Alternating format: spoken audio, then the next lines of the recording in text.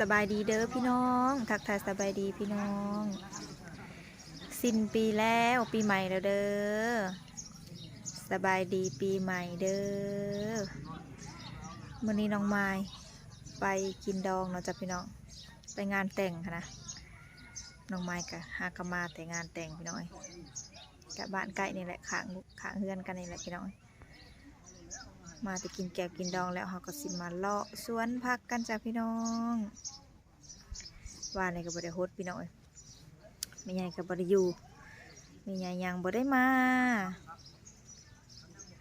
สบายดีปีใหม่เบิดสุขคนเด้อจ้ะพี่น้องเริ่มต้นวันใหม่เดือนใหม่สดใสกว่าเดิม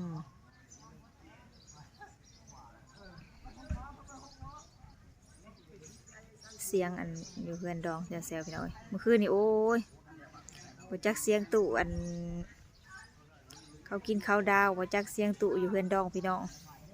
จนว่าแจ้งจ่องป่อง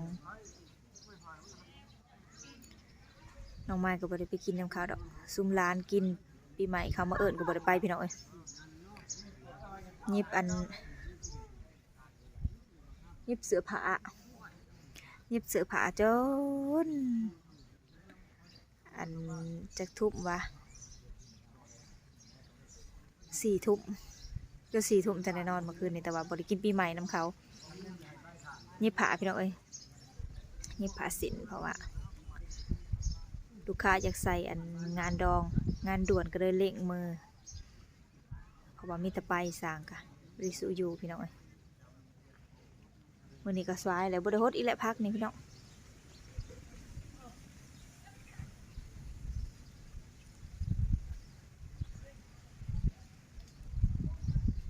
เดี๋ยวเลาะเบิ่งพักกันว่างามสำใดแล้ว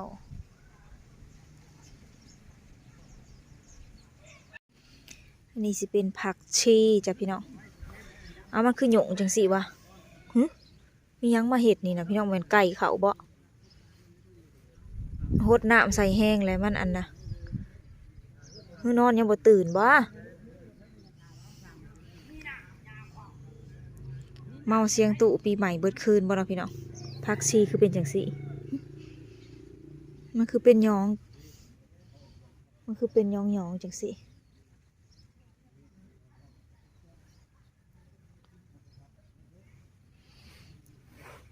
มันคือเป็นแบบว่านอนบ่ลุกนะพี่น้องคือเป็นจังสี่วะคือไก่เขามาบ่ไก่น้อยเขามาบ่หรือจังใด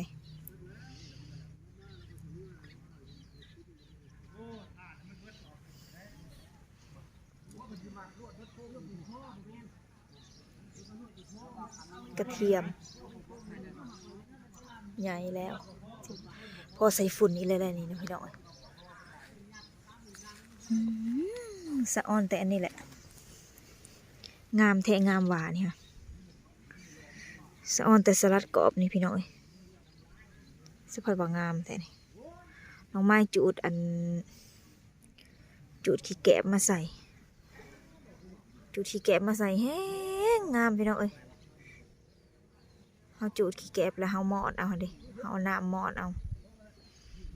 มันเย็นแล้วเขาก็จะเอามาใส่โอ้ยพากันบิดกันขึ้นพี่น้องจะเป็นศาสตร์ค่ะจะเป็นศาสตร์งามปุ่นคักอันนี้หรอความกรอบห่อกุ้งนี่ไม่ใหญ่มากกว่าสิไปตลาดพี่น้องสิไปซื้อกุ้งมาพันสู้ไม่ใหญ่กินเพื่อนว่าแนวอื่นบ่กินเพื่อนนะเป็ดกับบ่กินดอกเพิ่นว่า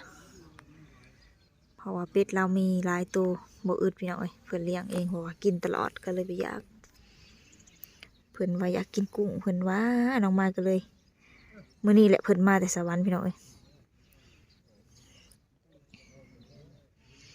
เพิ่นสิมาฮอดมื้อนี้เพิ่นเมื่อเฮ็ดบุญนำหลานเพิ่นมื้อหน้าไม้ก็สิไปตลาดไปซื้อกุ้งมาให้คุณแม่กิน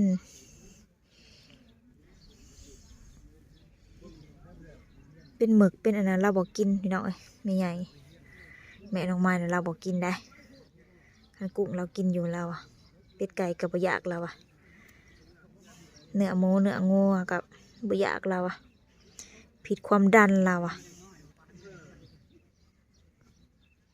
คันสิกินแต่กุ้งเพิ่นว่ากินของแพงเด้อพี่น้อย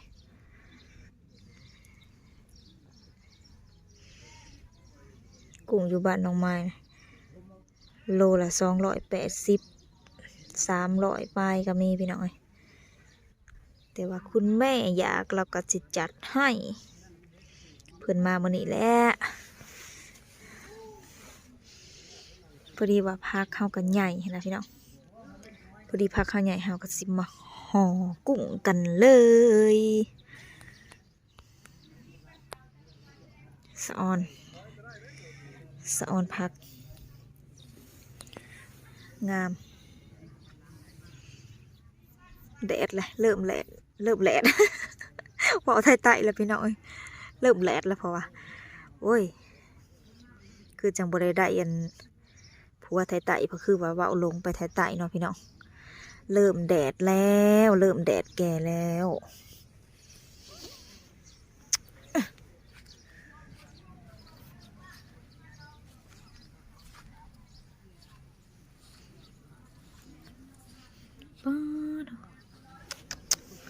หอมแดงพี่น้องน้องไม้บริขาวลายมือพี่น้องเอ้ยงามมาลีมันเนี่ยนี่แต่ก่อนผมสิเป็นใบแหมแต่น้องไม้ว่าท่านได้ใส่อันฝุ่นนะพี่น้องตอนนี้งามแล้ว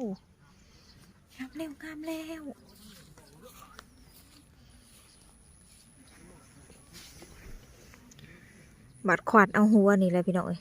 ม้วนได้อันได้นานละเป็นอัน2-3ตาผู้ใดนี่นะพี่น้องเพราะว่ามันนานยาวนะบัดขวาดนะม้วนพี่น้องม้วนต้นขวาดบ่ได้ม้วนต้นใดกระเทียมกับม้วนบานเฮาขวาดนะกลเอานี่ตัวหัวใหญ่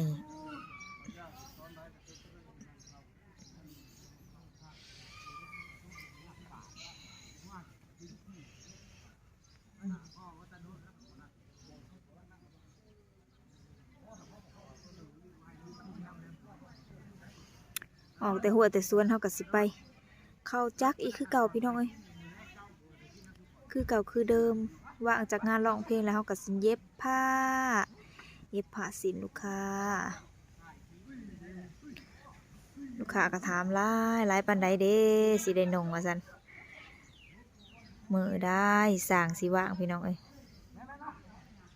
อยากนงแล้วว่าซั่น